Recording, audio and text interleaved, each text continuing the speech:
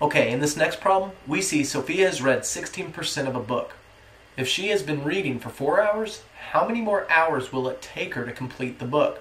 So we have 16% that she's read so far, and we know that that 16% is represented by 4 hours. Let's set up a proportion, and we'll look at it as the part over the whole.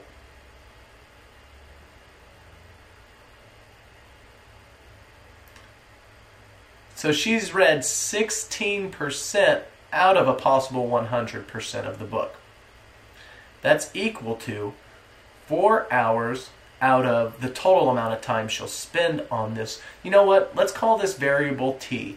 So I'll cross off x, put a t in its place, just to represent the time or total amount it will take to read the book.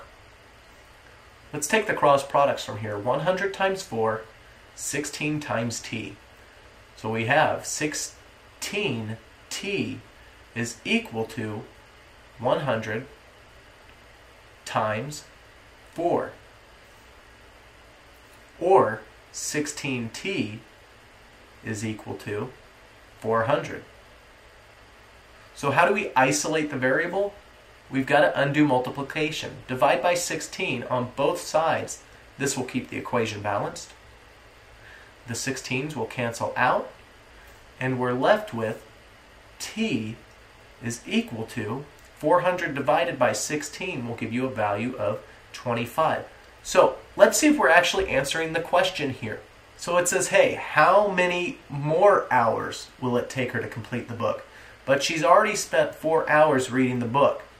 So it's not going to take her 25 more hours because 25 is the total amount of time it will take to read the book. What we've got to do is take 25 and subtract out 4 hours. So we can see that the total amount of time left to read the book is 21 hours.